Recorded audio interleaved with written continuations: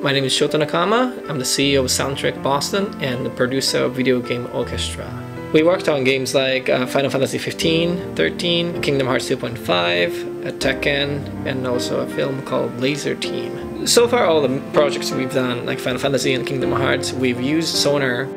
How I got involved in the video game industry was from Video Game Orchestra. We started doing concerts, and then we started meeting a bunch of composers who wanted us to work on their soundtracks. Experiencing it is the best way to learn anything, and yeah, it's always been like a trial and error. Every time I tackle a project, it just gets better, and I learn new things always. So here are 5 tips for you guys who want to compose for video games. So the first thing I recommend is to listen to great soundtracks and just surround yourself in a better music environment. So you go to see concerts, symphonic concerts at the famous symphonies, and also listen to great soundtracks like Back to the Future, E.T., Final Fantasy, God of War, and all those titles, because their music is just fantastic. And you want to always listen to good music so that they will naturally integrate in your musical imagination. And also analyzing the music of those is extremely important for your for developing musical abilities. The second advice is versatility. So all the composer friends of mine who made it in the industry, like, they are all like versatile. They know their gear.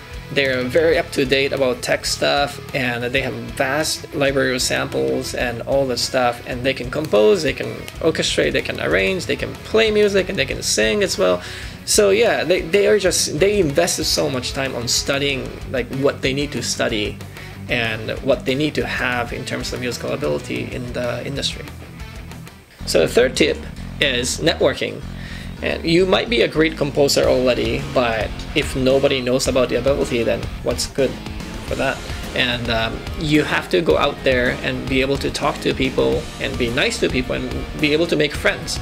So you can tell them that you compose and you can show your music, and then like see like all kinds of opportunities will open up. And there was a producer I talked to back then, and he told me that he spent 70% of his time networking.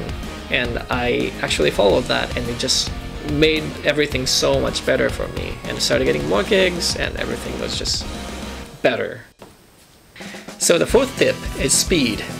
So nowadays, in the age of internet, everyone can write emails to you anytime, and they can call you, text you, or messenger, and like all those things.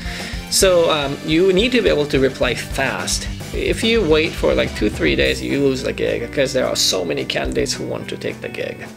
And if I'm hiring a player, if they don't reply to me 3-4 days, then I just go for another. So that really happens. And there are a lot of friends of mine who got the gig, who got those big gigs you can imagine about, just because they replied fast.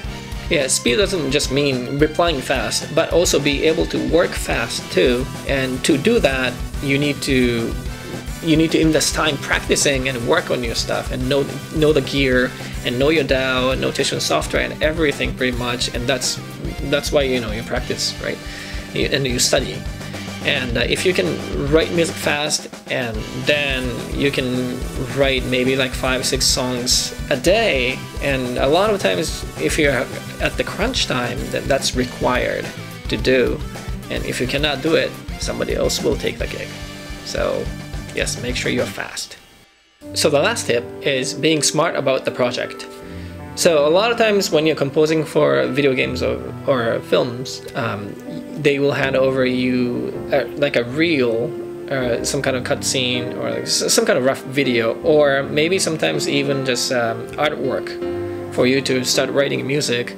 And in that case, you want to communicate with the producer, director, whoever is responsible for the game, as much as possible, so you can get the right idea about the game itself. And also really spend time watching the reel if you can, if you have it, or like looking at the artwork, analyze what it is for, and find out the character's background and everything, so your musical sense is just in sync with the project.